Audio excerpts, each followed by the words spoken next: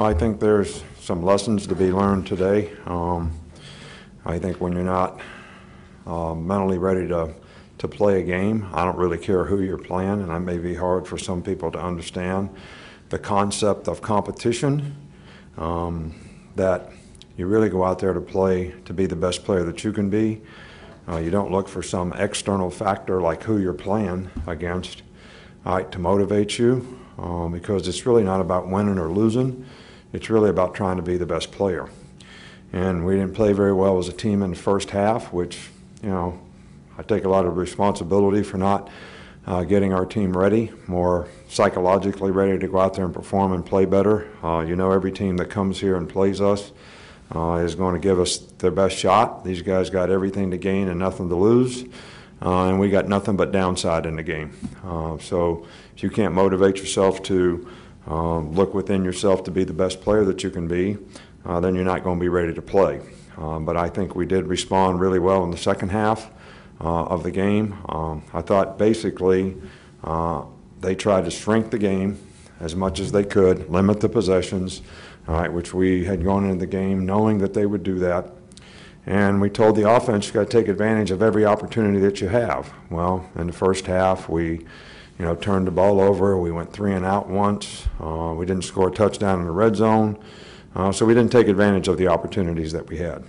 I think in the second half, we did a much better job on defense. We made some halftime adjustments to a couple of the formations that they were in, and I think it helped us a little bit. The 2 big plays that we gave up were, everybody's got to fit their responsibility on the option, and 2 times we had a guy not take the pitch when he was supposed to take the pitch, and they resulted in 2 40-plus yard runs.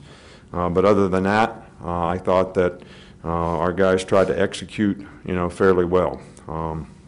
So obviously the pass defense must have been pretty good. This is the first time I've ever coached in a game where the other team didn't have any yards passing.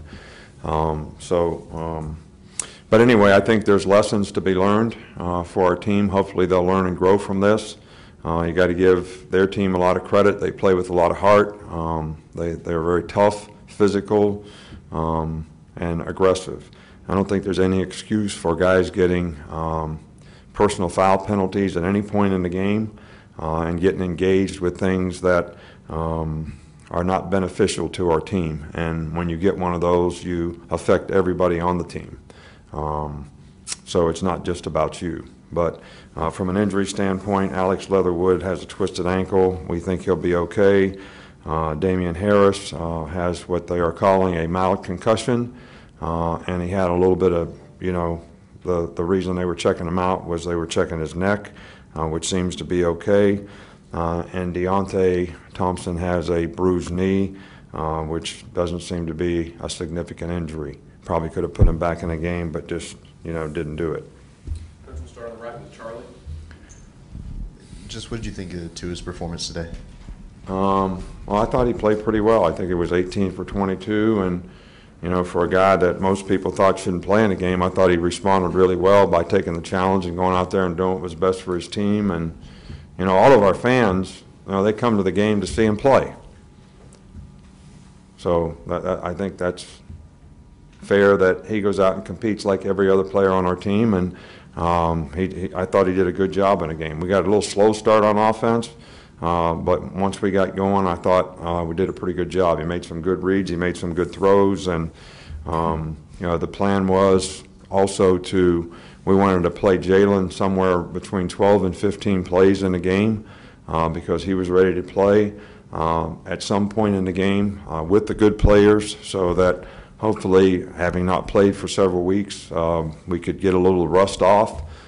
So he did a good job, and I think that'll be helpful to, him coming back and be able to develop confidence as well. Coach Tommy over here on the right. Yeah, Coach, when you have a team that doesn't come maybe out as fired up or ready as you'd like, what do you do as a coaching staff at halftime or maybe before that to try to change that? And also, would you be happy if you never had to defend the option again? Well, me personally, I know that these people do a really good job of executing what they do.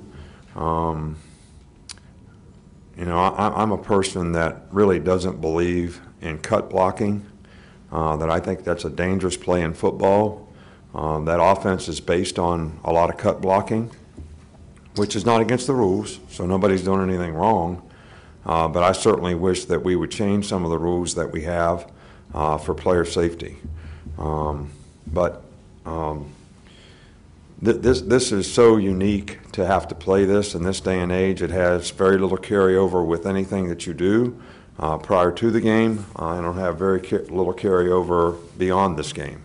But the one thing is I was really pleased with the way the defensive players sort of took the challenge, you know, to try to play this offense. I thought that when we played Georgia Southern, it's been several years ago now, in what was it, 2011. You know, we couldn't get the players to really sort of buy into what you had to do to stop the offense. I thought that our players tried to do that. And other than a couple mistakes that we made, which when you make one against that, you're going to give up plays, I thought they did a pretty good job. But if we have them on the schedule, I guess we have to do it. I'm not going to quit over it, I can promise you that. Go back in, stay with the left with right. What is it like playing a team that is that one-dimensional, and also what makes the run fit so difficult with the triple option? Well, because the point of attack moves, the ball moves, the point of attack moves throughout the play. Does a dive guy get it? Does the quarterback keep it? Is there a pitch guy? Then there's multiple blocking schemes, whether it's trap option, lead option, zone option, load option, which affects the run fit for the perimeter as well as the inside-out players. So it's just completely different than what you normally see and what players are accustomed to playing. Stay over here with Jeff Spiegel. Nick, when you come into a situation like that at halftime and you're disappointed with the team's play in the first half, who does most of the challenging there in the locker room? You, the team leaders, and what was that like today? You know, I think, you know, the leadership stepped up a little bit.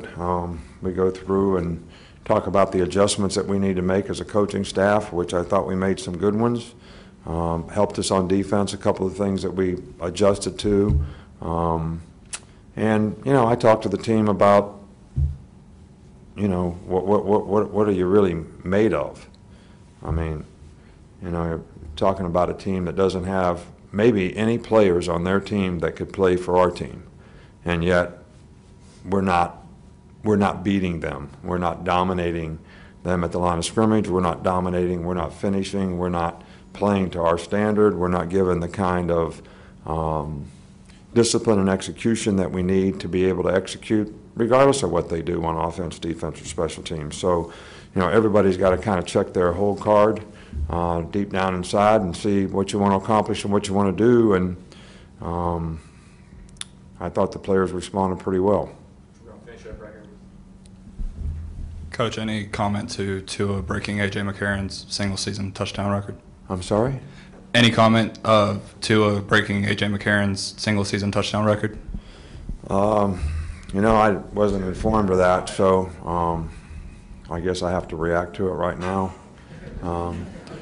Look, A.J. McCarron was a fantastic player for us here and a 3-year starter, and won a couple championships, I think, and so his accomplishments will always be appreciated, but it's always nice to see, you know, our players who are performing well get recognized for what they do. And, you know, Tua's had a really good year, and we're excited for him that he's, you know, set a record or broke a record or whatever, but I'm sure the first thing he would tell you that if it wasn't for his teammates, he wouldn't have the opportunity to do that. So I think it's something that, you know, we all share, that the whole offense should share in terms of the quality job the offensive line does and the receivers and everybody involved. Thank you.